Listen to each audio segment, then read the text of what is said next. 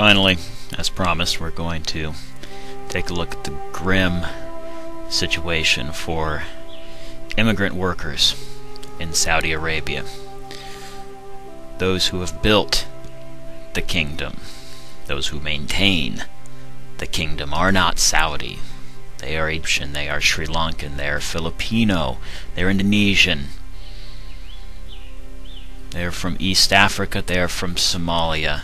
They are from everywhere, and they come to Saudi Arabia because that is where the opportunity is. Just as immigrants come to this country from Mexico and South America because opportunity does not exist where they live, they come here for opportunity. So too do millions of foreign workers pour into Saudi Arabia to maintain the country.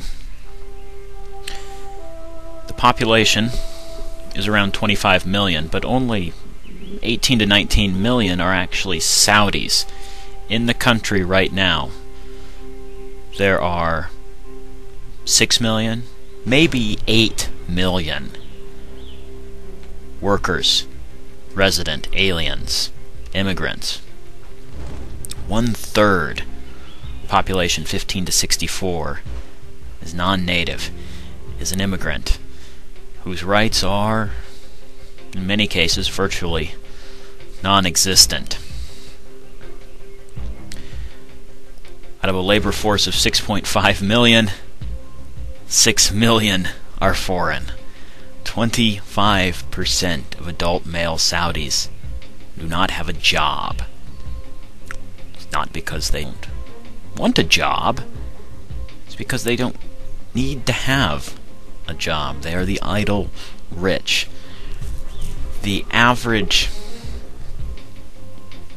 measure of wealth from the families in the ruling class is just astounding. What oil has brought, the riches, the treasure is beyond measure.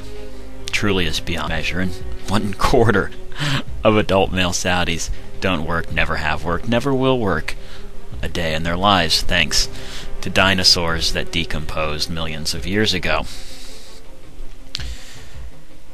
The CIA Fact Book is a fascinating resource, and this comes from 2008. Quote, Saudi Arabia is a destination country for workers from South and Southeast Asia who are subjected to conditions that constitute involuntary servitude, including being subjected to physical and sexual abuse, non-payment of wages, confinement, and withholding of passports as a restriction on their movement. Domestic workers are particularly vulnerable because some are confined to the house in which they work, unable to seek help. As you can see, this young Filipino woman on the left was a domestic servant, a maid, if you will, who was savagely beaten by her employers and who had no recourse. Saudi Arabia is also a destination country for children trafficked for forced begging and involuntary servitude as street vendors. Some Nigerian women were reportedly trafficked into Saudi Arabia for commercial sexual exploitation. Saudi Arabia does not fully comply with the minimum standards for the elimination of trafficking and is not making significant efforts to do so.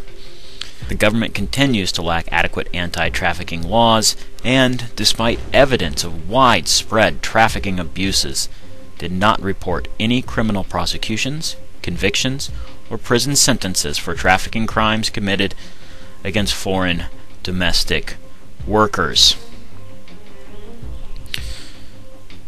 There are 3 tiers in which countries can be placed according to the quality of life for its labor force. Saudi Arabia occupies Tier 3 out of 3, with such notable bastions of human and workers' rights such as Syria, Burma, Algeria, the Sudan.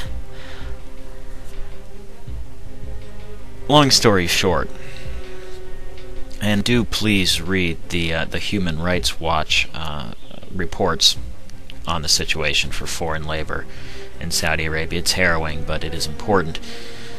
Long story short, you don't want to be A, a foreign worker in Saudi Arabia, or be, quite frankly, a woman in Saudi Arabia.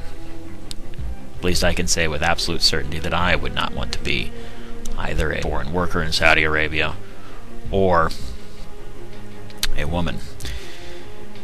It is a country that is designed for its ruling elite, the Saudi men, those who have benefited immensely from the oil that is beneath the sands of the Arabian Peninsula.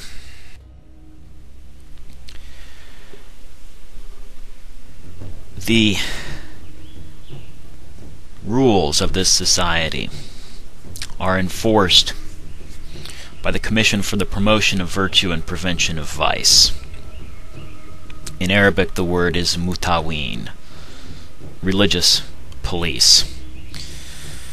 The picture on the right is actually from Iran. That is a member of the Revolutionary Guard in green, and his besuited, yet not wearing a necktie, we'll talk about that when we get to Iran, a companion there accosting a young woman because she has not properly covered her body. Her headscarf has fallen down, obviously, and that is causing a great deal of concern here for these two enlightened gentlemen. To the left is actually a meeting of the Commission for Promotion of Virtue and Prevention of Vice. The country is, in many ways, more reminiscent of medieval Europe during the height of the Inquisition than it is to any modern country. Thought crimes, morality crimes, crimes of not having a proper headscarf on are punished severely and swiftly by the authorities. The law code is based upon Sharia, which means it's derived from the Quran and from the Hadith, and nothing more.